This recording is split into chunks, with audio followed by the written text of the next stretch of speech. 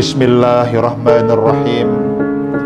Assalamualaikum warahmatullahi wabarakatuh. Alhamdulillahirabbil alamin. Wassalatu wassalamu ala sayyidil mursalin wa ala alihi wa sahbihi ajmain. Amma ba'du, qala Allah Ta'ala fil Qur'anil Karim. Bismillahirrahmanirrahim. Wa minhum may yaqulu rabbana atina fid dunya hasanah wa fil akhirati hasanah wa qina adzabannar. Shadaqallahul azim. Maka di antara manusia itu ada orang yang berdoa dan berkata, "Ya Tuhan kami, berikanlah kepada kami kebahagiaan, keselamatan, kesejahteraan di bumi yang fana ini. Dan berikanlah kepada kami juga kebahagiaan, keselamatan, dan kesejahteraan itu nanti pada saat kehidupan kami di akhirat. Dan bebaskanlah kami dari siksa api neraka." Maha benar Allah dengan segala firman-Nya. Al-Quran Surah Al-Baqarah 201. Yang saya hormati dan saya muliakan insan mandiri seluruh Indonesia, khususnya Region 1 Sumatera 1, Bapak Ibu, sahabat dan saudaraku yang dirahmati Allah Subhanahu wa Ta'ala. Siapapun kita tentu sangat mendambakan bahwa kita merasakan kebahagiaan, kesuksesan, bahkan kita sehat secara lahir dan batin dalam kehidupan ini. Semua kita tidak ingin sakit, karena kesehatan itu merupakan investasi yang sangat berharga dan teramat sangat mahal harganya. Banyak sekali penelitian bagaimana supaya kita bisa hidup sehat, tidak sakit, sehingga kita merasakan bahagia, kita tetap semangat, produktif dalam menjalani hari-hari kita. Ada penelitian yang sangat mendasar sekali. Mengapa seseorang itu sakit? Sakit itu disebabkan karena sakit itu sendiri. Ada 5 huruf di dalamnya. Sakit itu yang pertama, S, itu adalah dikarenakan seseorang itu stres. Tekanan hidup yang terlalu berat. Stres disebabkan berbagai hal. Yang kedua adalah air kurang. Karena dia membatasi dirinya, tidak minum pada batas yang ditentukan, minimal 2 liter atau ya sekitar 8 gelas. Kemudian K-nya itu adalah kurang olahraga. Dan juga disebabkan karena I, istirahat yang kurang. Dan satu lagi ada huruf T, yaitu toksit yang berlebihan. Karena terbiasa mengkonsumsi makanan yang mengandung racun, yang mengandung penyedap, yang mengandung pengawet, makanan yang tidak alami, sehingga itu berdampak munculnya penyakit. Dan terlepas daripada istilah itu, ada juga para ahli meneliti, dan ini sebuah penelitian yang sangat menarik sekali. Ternyata seseorang itu sakit bukan saja faktor makanan, tetapi juga dipengaruhi oleh faktor emosionalnya. Sehingga para peneliti menyimpulkan 50% seseorang itu sakit adalah faktor spiritualitas. Ketika jiwa manusia itu sudah kering dari keimanannya, ketika manusia itu jauh dari Allah, ketika manusia itu terlalu menghamba-hambakan dunia, dia tidak merasa dekat dengan Allah, tidak membaca ayat-ayat Allah, tidak pernah ruku dan sujud di tepian malam, ini rentan muncul penyakit yang disebabkan 50% spiritual. Kemudian 25% seseorang itu menjadi sakit adalah faktor psikis. Artinya emosional, kejiwaan yang tidak stabil, disharmonisasi internal.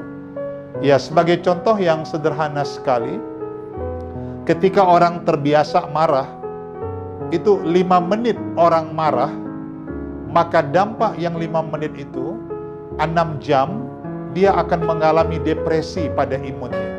Terganggu imunnya akibat marah yang 5 menit. Demikian juga orang yang stres, itu juga bisa mengakibatkan gangguan pada sistem pencernaannya. Ini semua adalah bicara faktor apa yang disebut dengan emosional.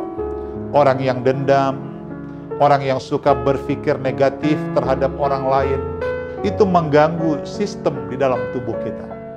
Kemudian 15% lagi orang bisa sakit adalah faktor sosial. Lingkungan di mana dia berada, dengan siapa dia bergaul.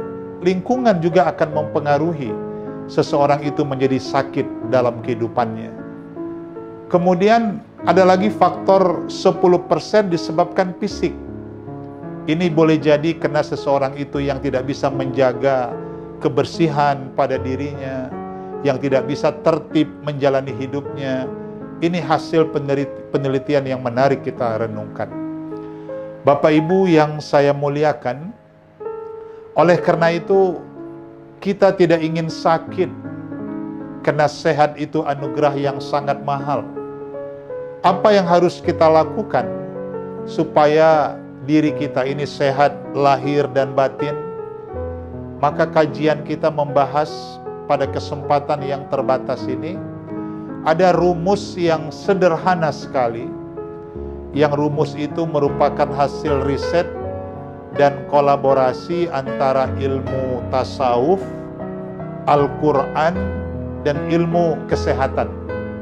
Sehingga dirumuskan bahwa untuk tidak sakit, supaya kita sehat lahir dan batin, ada 10G yang harus kita amalkan. Dan ini hasil kolaborasi penelitian ringan saya dengan Profesor Yusuf Hanafiah, mantan Rektor Universitas Sumatera Utara. 10G itu yang pertama adalah gaya hidup sehat. Supaya kita tidak sakit, ciptakan gaya hidup sehat.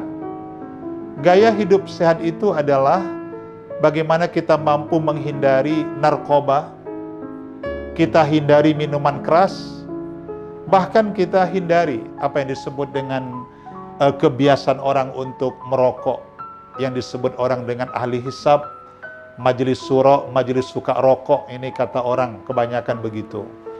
Nah, artinya gaya hidup sehat, kalau kita patuh kepada perintah Allah, kita tinggalkan yang dilarang Allah, dan kita kerjakan yang diperintahkan Allah, terutama dalam membangun gaya hidup sehat, insya Allah kita akan sehat.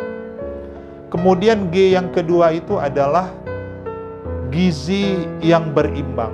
Nah, kita mampu mengkonsumsi makanan halalan thayyiban. Halal secara zat, secara syariatnya, sedangkan thayyiban itu secara spiritualitasnya.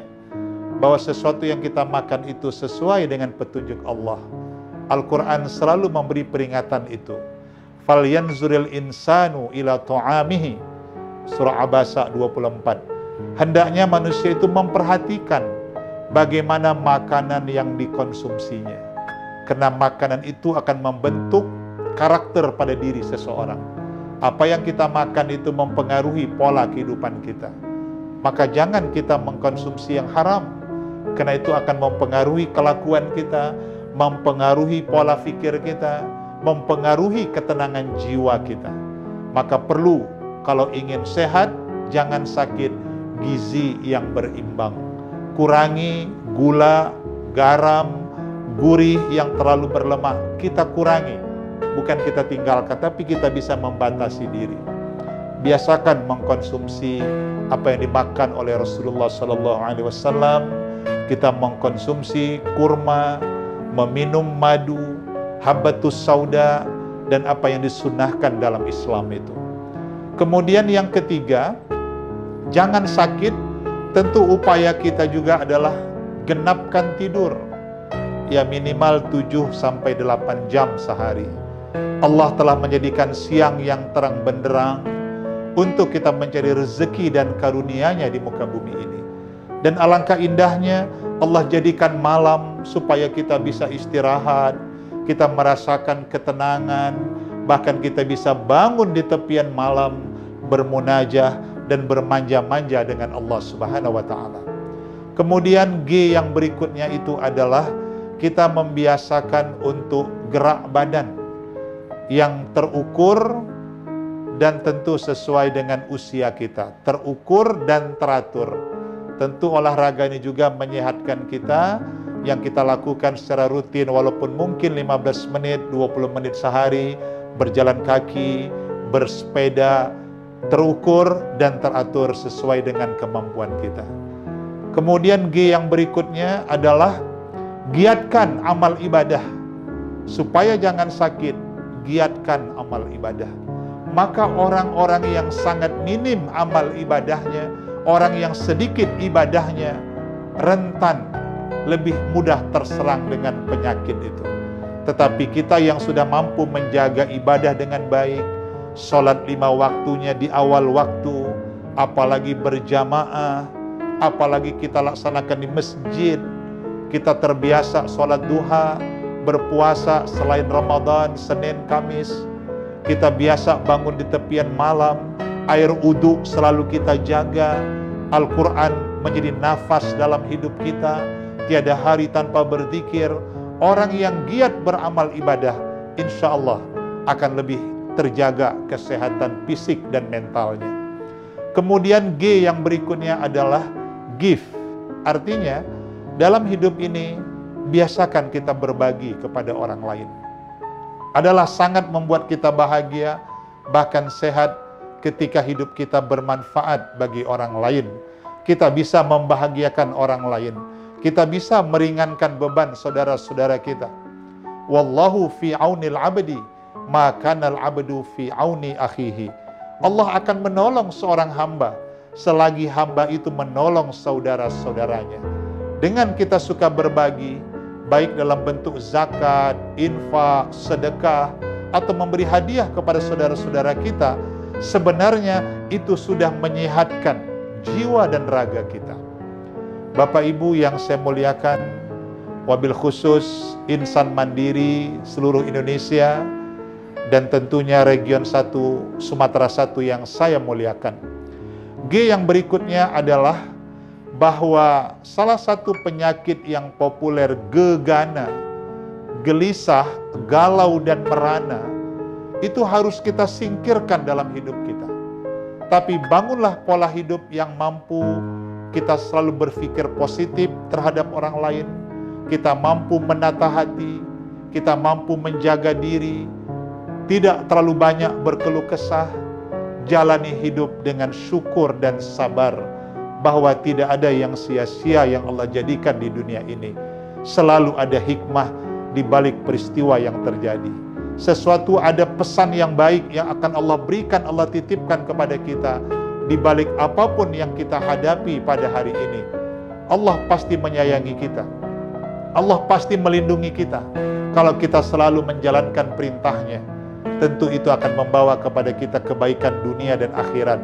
Kita akan sehat lahir dan batin dengan selalu berzikir kepada Allah, menyebutkan asma Allah, membaca ayat-ayatnya. Subhanallah wa bihamdih. Betapa ringan kita ucapkan, tapi sungguh berat nanti timbangannya di akhirat kelak. Itu G yang berikutnya. Kita bangun pola hidup yang sangat indah ini. Kemudian G yang berikutnya itu adalah membiasakan diri untuk menggalakkan hobi. Apa yang menjadi hobi kita, kita galakkan. Ada yang hobi misalnya berkreasi di dapur, bagi ibu-ibu memasak, ciptakan kreasi itu. Ada yang hobi memancing, rekreasi, pada saat tertentu kita pergi rekreasi. Ada yang hobi berkebun, menanam bunga. Nah, orang yang menggalakkan hobinya akan membuat dia juga sehat lahir dan batin, sehingga dia ceria, dia semangat. Karena yang membuat kita sehat juga adalah semangat yang kita bangun dalam hidup ini. Biasakan tersenyum dan tertawa pada saatnya. Orang yang tidak pernah senyum dan tertawa itu tidak mudah, tidak akan membuat dia sehat juga. Tapi senyum dan tertawa pada saat dan tempat yang tepat, itu tubuh kita akan memproduksi hormon endorfin, sehingga kita akan sehat lahir dan batin. G yang berikutnya adalah gaul. Nah, biasakan kita bersilaturahim dengan siapapun. Kita berbuat baik sekecil apapun, dimanapun, dan kepada siapapun. Orang yang bagus silaturahimnya, insya Allah akan luas rezekinya, akan dipanjangkan umurnya, sehingga dia tidak mudah stres. Nah, biasakan hidup ini menjalin silaturahim dalam kehidupan kita dengan siapapun. Kemudian G yang berikutnya adalah gairahkan hidup dalam keluarga. Saling menyayangi, saling mencintai, saling memberikan perhatian. Sehingga rumah kita bagaikan sorga yang terindah bagi kita. Walaupun dalam suasana wabah pandemi COVID-19 tidak akan membuat kita stres, tidak akan membuat kita tersiksa, tapi sekalipun kita banyak berada di rumah, kita tetap merasakan rumah itu bagaikan sorga yang terindah bagi kita. Terbangun kembali nilai-nilai cinta, kasih sayang, kehangatan, saling berbagi, dan saling memberikan perhatian. Bapak Ibu yang saya muliakan, inilah kajian kita pada kesempatan ini. Dan selengkapnya, apa yang saya sampaikan tadi bisa kita baca dalam sebuah buku yang alhamdulillah saya tulis pada tahun 2019 yang berjudul Hidup Sehat dan Bahagia dalam Perspektif Tasawuf. Ini pendekatan kajian Al-Quran yang diterbitkan oleh Prenada Media Group Jakarta. Semoga buku ini akan menginspirasi kita semuanya. Demikian dan terima kasih. Semoga bermanfaat. Mohon maaf di atas segala kekurangan dan terima kasih atas perhatian Bapak Ibu semuanya. Billahi taufik wal hidayah. Wassalamualaikum warahmatullahi wabarakatuh.